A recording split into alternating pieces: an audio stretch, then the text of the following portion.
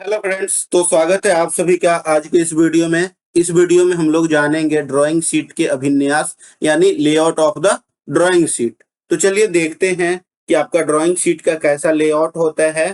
One by one करके सारी चीजों को हम इसमें देखने वाले हैं। तो चलिए स्टार्ट करते हैं। सबसे पहले आपको अगर हम ड्राइंग शीट की साइज की अगर बात कर ले, तो भारतीय मानक ब्यूरो यानी कि ब्यूरो ऑफ इंडियन स्टैंडर्ड द्वारा जो रिकमेंड किया जाता है ड्राइंग शीट का साइज, वो दो टाइप का आपका होता है। एक होता है कि आपका ट्रिम्ड साइज यानी कि कटी हुई शीट का माप, और एक होता है आपका बिना कटी हुई शीट का माप। जो ट्रिम्ड साइज होता है, कटी हुई शीट का माप होता है, जो बिना कटी हुई शीट का माप होता है उससे छोटा होता है।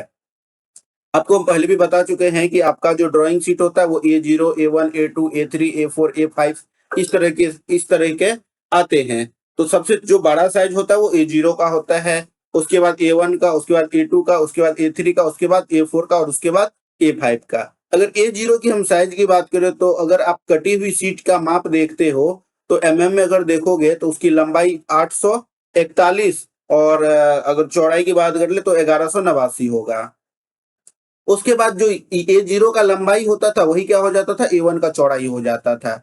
और इसका आधा जो होता था, आधे के लगभग में आपका ये हो जाता था, जो A0 का आपका चौड़ाई होगा उसका आधा, ठीक है, A1 का लंबाई हो जाएगा। तो ऐसे होता था, हम आपको पहले भी ये बात बता चुके हैं। फिर ये जो आपका 594 है, ये आपका A2 का चौड़ाई हो जाएगा, और 841 का आधा लगभग लगभग आपका 420 होगा, तो ये इसकी लंबाई हो जाएगी। तो इसी तरीके से होता था। अगर कटी हुई शीट की बात कर ले तो ये होता था साइज, जो कि यहाँ पे आपको बताया गया है। अगर बिना कटी हुई शीट की हम बात करते हैं, तो बिना कटी हुई शीट का जो माप होगा वो इससे बड़ा होगा। तो A0 साइज की अगर हम बात कर ले, बिना कटी हुई शीट का माप, तो वो होगा 880 गुना 1230 स्क्वायर, यानी कि लंबाई जो होगा वो 880 होगा A0 का, और जो चौड़ाई होगा वो 1230 होगा। उसके बाद A1 की अगर हम बात कर ले, तो यही लंबाई यहाँ पे जाके चौड़ाई हो जाता है।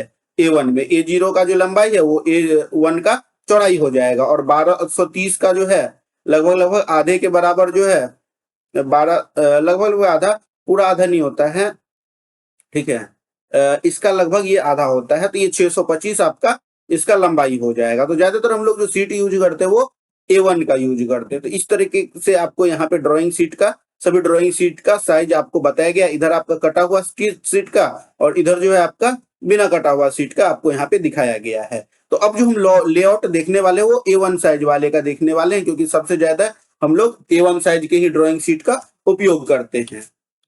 तो ड्राइंग शीट का लेआउट जो होता है, ड्राइंग शीट को काटने के बाद उनकी जो सीमाएं होगी वो आयताकार प्राप्त नहीं होती। इसलिए ड्राइंग कार्य प्रारंभ करने से पूर्व हम लोग क्या करते हैं, शीट पर सीमा रेखा इस प्रकार खींची जाती है कि उनके मध्य पूर्णतः आयताकार स्थान हो। तो आपका जो ड्राइंग शीट होगा उसको कटिंग के बाद जो उसकी सीमा रेखाएं होती है वो पूरा तरह से आपका आयताकार प्राप्त नहीं होता है।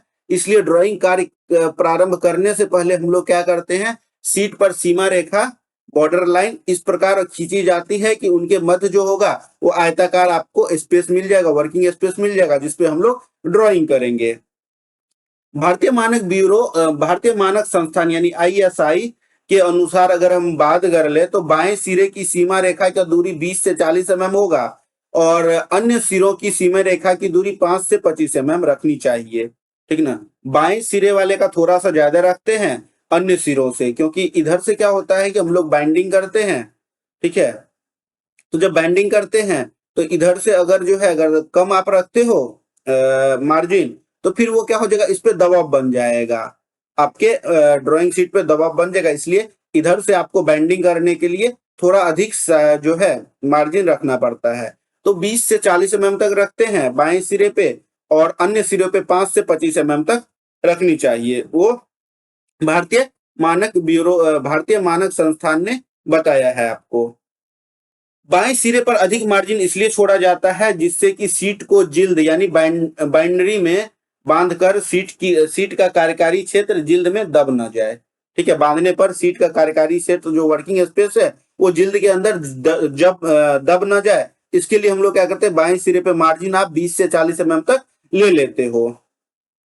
उसके बाद अगर सीमा रेखाओं उसके बाद अगर हम बात करें तो सीमा रेखाओं को खींचने के लिए सभी सिरे के मध्य बिंदु पर मार्जिन लेना चाहिए। अभी हम दिखाएंगे आपको पूरा का पूरा ड्राइंग शीट बना के आपको एनिमेशन के थ्रू दिखाएंगे किस तरह से हम लोग मार्जिन लेते हैं, किस तरह से बाएं सिरे पे लेते हैं, किस तरह से अन्य सिरे पे लेते हैं, किस तरह से आप बिना कटा हुआ शीट से आप ट्रिम करके आप जो है आयताकार शीट प्राप्त करते हो, काट के आप आयताकार शीट बनाते हो। तो सीमा रेखाओं को खींचने के लिए हम लोग क्या करेंगे, सभी सिरों के मध्य बिंदु से मार्जिन लेते हैं। उसके बाद अभिन्यास यानी लेआउट बनाने के पश्चात दाएं हाथ के निचले कोने पर एक टाइटल ब्लॉक, जिसको शीर्ष ब्लॉक हम लोग बोलते हैं, वो बनाना चाहिए। तो जो शीर्ष ब्लॉक होगा वो किधर होगा, दाएं हाथ के निचले कोने पे।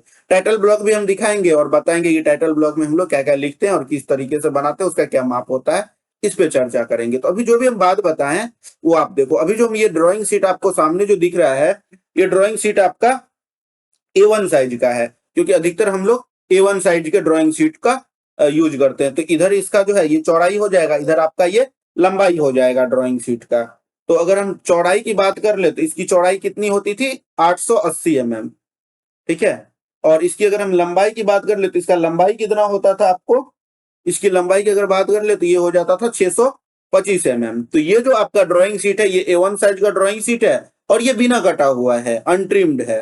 अब इसको हम लोग क्या करेंगे, ट्रिम्ड कर लेंगे, कट कर लेंगे। तो जब आप कट करोगे तो इस तरह से ऐसे एक सीट इसके अंदर से आप कट कर लेना। तो जब आप ट्रिम करोगे तो इसका जो साइज बनेगा वो कितना बन जाएगा, तो A1 साइज का जो कटा हुआ सीट होता है उसका साइज हम अभी आपको बताए हैं। उसकी चौड़ाई जो होगी वो कितना होता है, 841 mm, जो कि यहाँ पे आपको दिख रहा है। और अगर हम लंबाई की बात कर ले तो उसका लंबाई कितना हो जाएगा, उसका लंबाई आपका जो हो जाएगा वो हो जाएगा 594 mm। तो ये जो आपको दिख रहा है अंदर वाला भाग, ये आपका पूरा का पूरा ड्राइंग शीट जो था वो बिना कटा हुआ था। ये वाला भाग आप वहां से कट करके आप निकाल लिए। तो इस भाग को जब आप कट करोगे तो जो कटा हुआ साइज है उसका साइज हो जाएगा 594 गुना 841। तो ये जो ड्राइंग शीट है जिसका हम लेआउट आपको बताने वाले हैं, ये A1 साइज का ड्राइंग शीट है, ये ध्यान में रखिएगा। अब क्या करना है, हम लोग जब इसको कट करते हैं तो ये कटा हुआ जो भाग है पूरा तरह से ये आयताकार प्राप्त नहीं होता है। इसलिए हम लोग को क्या करना पड़ेगा, ड्राइंग प्रारंभ करने से पहले सभी तरफ से एक बॉर्डर लाइन बनाना पड़ेगा, ठीक है। तो जब आप बॉर्डर लाइन बनाते हो तो इस तरीके से आप लोग मार्जिन देते हो। इधर मार्जिन देखिए आपको ज्यादा दिख रहा होगा लेफ्ट साइड में, यानी कि बाएं सिरे में। अन्य सिरों में अन्य सिरों में अगर देखोगे तो इधर एक समान आपको मार्जिन दिख रहा है। इस मार्जिन की अगर हम बात कर ले यहाँ पे, तो ये जो मार्जिन आपको दिखेगा ये 40 mm का दिखेगा। इसको आप 40 mm लोगे, क्योंकि इधर हम ज्यादा लेते हैं, क्योंकि जिल्द में रखने के लिए, जिल्द बनाने के लिए जो है इधर से हम लोग बाइंडिंग करते हैं, जिसके वजह से अगर ये कम रखेंगे तो ये जो वर्किंग स्पेस है इसके ऊपर दबाव पड़ जाएगा। यहाँ से इसको बाइंड करके जब जिल्द में रखोगे, बाइंडिंग करके रखोगे तो जिल्द में रखोगे इसको, तो इसलिए यहाँ पे मार्जिन जो है हम लोग 40 mm ले लिए। अन्य जगह आप मार्जिन को अगर देखोगे तो इधर वाला मार्जिन यहाँ पे देखो आपको दिख जाएगा, इधर का जो मार्जिन होगा ये 10 mm ले लिए। फिर जो है इधर का आपको जो मार्जिन होगा, ऊपर वाला मार्जिन, ये देखिए राइट साइड का मार्जिन 10 mm, ऊपर वाला जो मार्जिन है वो भी आपका 10 mm। उसके बाद नीचे वाला जो मार्जिन है वो भी यहाँ पे आपको दिख जाएगा, यहाँ देखिए ये भी आपका 10 mm। तो तीनों तरफ का देखिए, ऊपर ये राइट साइड का मार्जिन, ऊपर वाले अपर साइड का मार्जिन और लोअर साइड का मार्जिन, ठीक है। ये तीनों के तीनों मार्जिन आपका 10 mm का है। तो सिर्फ और सिर्फ हम जो है बाएं सिरे का मार्जिन 40 mm लेते हैं, बाकी अन्य सिरों का मार्जिन 10 mm, 10 से लेके आप 5 से लेके आप 25 तक ले सकते हो, वो आपके ऊपर डिपेंड करता है। थोड़ा सा ये ध्यान में रखना पड़ता है कि अगर बड़ा सीट यूज कर रहे हो थोड़ा ज्यादा मार्जिन ले लो, अगर छोटा सीट यूज कर रहे हो तो उसमें कम मार्जिन लो, क्योंकि उसमें वर्किंग स्पेस भी कम आपको मिलेगा। तो उसके बाद जो ये वाला आपका भाग हो गया, ये आपका वर्किंग स्पेस हो गया। आप जो ड्राइंग कार्य करोगे वो यहीं पे करोगे, ठीक है। यहाँ पे देखिए ये जितने भी आपको मार्क दिख रहे हैं ना, इसको हम लोग फोल्डिंग मार्क बोलते हैं। इसको क्या बोलते हैं, फोल्डिंग मार्क। ये सारा आपका फोल्डिंग चिन्ह है, यहीं से आप इस ड्राइंग शीट को फोल्ड करके रखोगे, यहाँ यहाँ यहाँ यहाँ यहाँ नीचे और इधर भी जो है ये सारा आपका फोल्डिंग मार्क है। अगर हम इसकी बात कर ले तो ये ट्रिम आकार है, और ये पूरा का पूरा क्या था, वो बिना ट्रिम वाला था, अनट्रिम्ड था। यहाँ पे जो है ये वाला आपका, ये एरो थोड़ा इधर होगा, ये वाला आपका मार्जिन हो गया, ठीक ना। ये जो डिस्टेंस है ये आपका मार्जिन हो गया, जो कि इधर 10 लिए हैं, इधर 40 लिए हैं। ये जो रेखा है ये वाला, ये आपका मार्जिन रेखा हो गया, ठीक ना। इसको थोड़ा और इधर करना पड़ेगा, ये मार्जिन रेखा हो गया, कर देते हैं इसे। ये आपका जो है ये ट्रिम आकार का हो गया। इधर ये आपका ये बीच वाला मार्जिन हो गया, और ये जो रेखा है आपका ये हो गया मार्जिन रेखा, ठीक ना। ये इधर वाला जो ये लाइन दिख रहा है, ये वाला लाइन ये मार्जिन लाइन हो गया इधर, और ये वाला आपका मार्जिन लाइन हो गया, ये वाला मार्जिन हो गया, और ये हो गया ट्रिम्ड आकार का आपका ड्राइंग बोर्ड। और ये पूरे के पूरे ड्राइंग बोर्ड बोलते हैं, ड्राइंग शीट। अगर पूरे वाले को देखोगे तो ये पूरा का पूरा जो ड्राइंग पेपर है जिसकी की लंबाई 625 और चौड़ाई 880 है, तो ये अनट्रिम्ड शीट है A1 साइज का। उसके बाद देखिए इसका अगर आप राइट साइड देखो तो राइट साइड का निचला कोना में इस तरह से एक टाइटल बॉक्स बनाते हैं, तो यहाँ पे आपका एक टाइटल बॉक्स बन जाएगा, जिसकी कि अगर हम चौड़ाई की बात कर ले तो 185 mm और लंबाई की बात कर ले तो ये 65 mm का होता है। जो टाइटल बॉक्स होगा उसका लंबाई 65 mm और चौड़ाई 185 mm का यहाँ पे हम लोग शीर्ष ब्लॉक यानी टाइटल बॉक्स बना लेते हैं, कोई दिक्कत।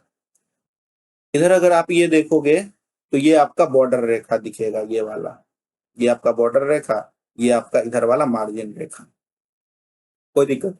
तो ये पूरा का पूरा आपका ड्राइंग शीट का अभिन्यास है, ड्राइंग शीट का लेआउट है। इस तरीके से हम लोग ड्राइंग शीट का लेआउट बनाते हैं। उसके बाद ये वाला जो भाग हो गया इधर, ये वाला बीच का स्थान, ये आपका होता है वर्किंग स्पेस, इसी के अंदर हम लोग ड्राइंग करते हैं। अब हम बात कर लेते हैं टाइटल ब्लॉक का, शीर्ष ब्लॉक का। तो शीर्ष ब्लॉक कहाँ पे स्थित होगा? ये ड्राइंग शीट के निचले दाहिने कोने पे बनाया जाता है। अगर भारतीय मानक ब्यूरो BIS के अनुसार इसकी साइज की बात कर ले तो इसका साइज जो होगा वो कितना होगा? लंबाई इसका हो जाएगा 65 mm और चौड़ाई हो जाएगा 185 mm। इस तरीके से इधर वाला लंबाई इधर वाला चौड़ाई रखा जाता चाहिए। 185 इंटू 65 भी लिखा हुआ कहीं कहीं मिल जाता है, तो 65 इंटू 185 लिख सकते। तो लंबाई गुना चौड़ाई कीजिए या चौड़ाई गुना लंबाई कीजिए, एक ही बात आएगा। शीर्ष ब्लॉक में ड्राइंग से संबंधित लगभग संपूर्ण जानकारी दी जाती है, जैसे कि आप संस्थान का नाम, ठीक है, उसके बाद ड्राइंग बनाने वाले व निरीक्षण करने वाले का नाम, ड्राइंग का शीर्षक, प्रक्षेप का प्रकार, स्केल, ड्राइंग की संख्या, इन सभी बातों का आपको जो है इन सभी बातों की जानकारी आपको शीर्षक ब्लॉक के अंदर मिल जाएगा। अगर टाइटल बॉक्स देखो तो कुछ इस प्रकार से बनता है। यहाँ पे देखिए स्केल दिया हुआ है, यहाँ टाइटल दिया हुआ है। इसकी अगर इधर लंबाई देखेंगे तो 65 mm, ये पूरा का पूरा चौड़ाई हो जाएगा। इधर आप ड्राइंग नंबर, इधर नाम, डेट, ये सब सारा चीज आपको बनाना पड़ता है। इधर लंबाई, इधर इसकी अगर हम देखेंगे चौड़ाई तो 185 mm का ये आपका टाइटल बॉक्स होता है। तो ये था आपका ड्राइंग शीट का लेआउट जिसको हमने अभी देखा। तो आई थिंक उम्मीद करते हैं कि आपने जो देखा वो आपको पूरा तरह से समझ में आ गया होगा। तो आप लोग से मिलते हैं हम लोग नेक्स्ट किसी वीडियो में किसी अदर टॉपिक को लेकर के। इस वीडियो को हम यहीं पे समाप्त करते हैं। Thank you.